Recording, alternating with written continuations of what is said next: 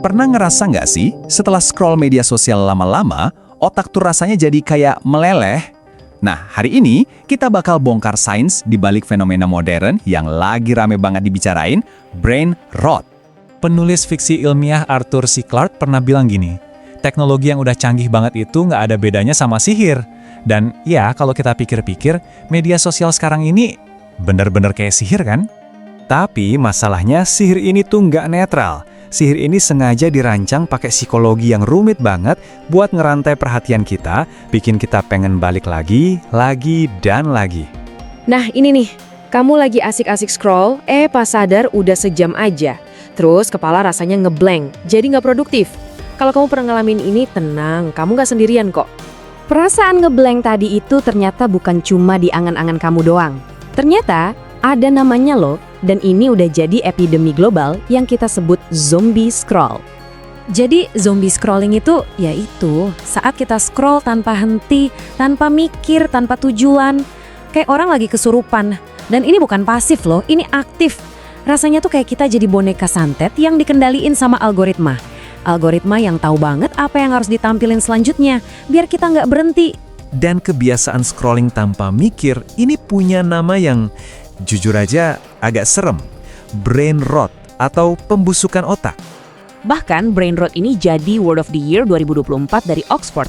Artinya, penurunan fungsi mental yang kita rasain gara-gara kebanyakan nonton konten online yang ya kualitasnya gitu-gitu aja. Tanda-tanda penurunan mental ini ternyata umum banget kejadiannya. Coba kita cek deh, ada nggak dari gejala-gejala ini yang kedengeran, kok gue banget ya? Rasa lemes atau capek terus-terusan? Susah banget buat fokus ke tugas yang agak ribet? Atau mungkin ngerasa nggak ada motivasi, nggak produktif sama sekali, dan sering cemas tanpa sebab yang jelas? Kalau Anda ngalamin ini bukan cuma soal mager biasa loh. Ini bisa jadi pertanda apa yang sebenarnya terjadi di dalam otak kita. Minus 39%. Gila kan? Ini angka dari studi di Munich tahun 2022. Cuma istirahat 10 menit buat nonton TikTok. Akurasi ingatan para pesertanya langsung anjlok hampir 40%. Tapi sebelum kita makin panik soal kerusakannya, ada satu hal penting banget yang perlu Anda tahu. Otak Anda itu sebenarnya punya kekuatan super yang tersembunyi. Ini mungkin kedengaran gila ya, tapi otak Anda itu nggak ada bedanya sama otak Einstein.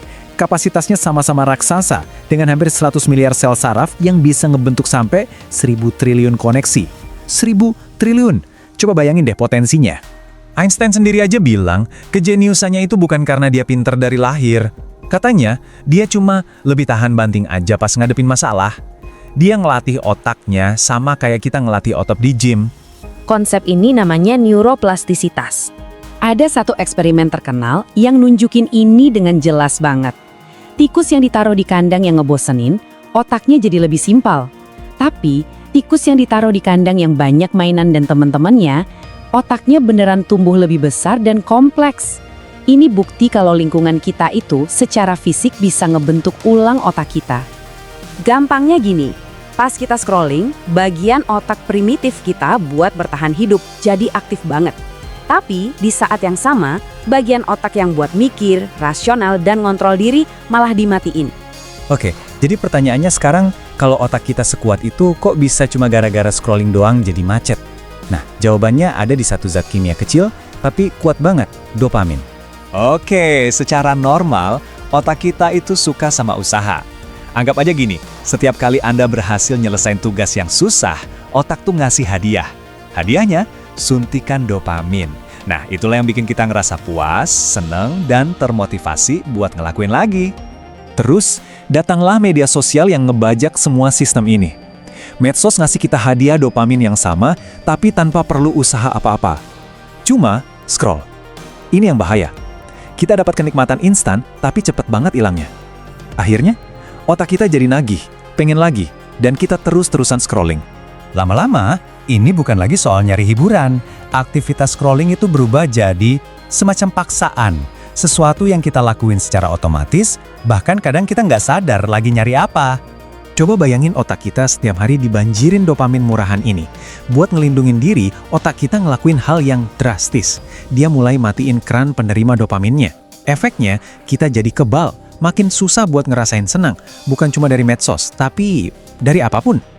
Jadi pertanyaannya, apakah ini semua salah kita? Kayaknya nggak juga. Bukti-bukti yang ada nunjukin kalau kita ini lagi ngelawan sistem yang emang sengaja dirancang buat bikin kita kecanduan. Psikolog sosial Jonathan Haidt bahkan nunjuk satu periode spesifik sebagai pembentukan ulang besar-besaran, di mana masa kecil anak-anak berubah total. Coba lihat deh, dari era HP lipat di 2010, terus smartphone mulai booming di 2012, di 2015, krisis kesehatan mental remaja kayak cemas dan depresi langsung meroket. Ini bukan cuma spekulasi loh, dengerin deh kutipan ini. Ya ampun, Instagram itu candu. Kita pada dasarnya adalah pengedar. Ini kutipan langsung dari chat internal karyawan Meta yang bocor ke pengadilan. Dokumen riset internal mereka juga nunjukin kalau mereka sadar banget sama mekanisme psikologisnya. Mereka bahkan sengaja meniru fitur kayak tarik untuk refresh itu dari mesin slot. Tujuannya ya buat memaksimalkan kecanduan. Jadi ini bukan soal kegagalan pribadi kita, ini soal model bisnis. Tujuannya cuma satu, bikin kita nempel terus di aplikasi mereka demi pendapatan iklan. Makin lama perhatian kita mereka dapat, makin banyak uang yang mereka kantongin. Tapi tenang dulu. Ini kabar baiknya. Ingat soal neuroplastisitas tadi? Karena otak kita itu fleksibel, kerusakan ini tuh nggak permanen. Kita bisa secara sadar memprogram ulang otak kita. Terus, apa yang bisa kita lakuin? Nah, ini ada beberapa strategi konkret yang didukung sama para ahli. Coba deh hal-hal simple kayak ubah layar handphone kamu jadi grayscale, biar warnanya nggak terlalu menarik. Atau bikin aturan sederhana tapi ampuh, nggak ada HP di kamar tidur buat menjaga kualitas tidur kita. Oke, saya mau nantang Anda buat buktiin sendiri. Coba deh, sebuah tantangan simple selama 30 hari. Intinya, kita paksa otak buat ngebangun lagi jalur-jalur yang sehat. Dengan cara gantiin scrolling yang nggak butuh mikir dengan tugas yang ya butuh usaha, tapi ngasih kepuasan yang beneran. Penting buat diingat, tujuan tantangan ini bukan buat jadi Einstein dalam sebulan ya, bukan. Tujuannya cuma buat ngingetin diri kita lagi gimana rasanya benar-benar fokus dan nyemplung ke satu hal. Gimana rasanya dapat kepuasan yang murni dari usaha kita sendiri. Setelah sebulan, terserah Anda. Mau balik lagi ke kebiasaan lama? Silahkan.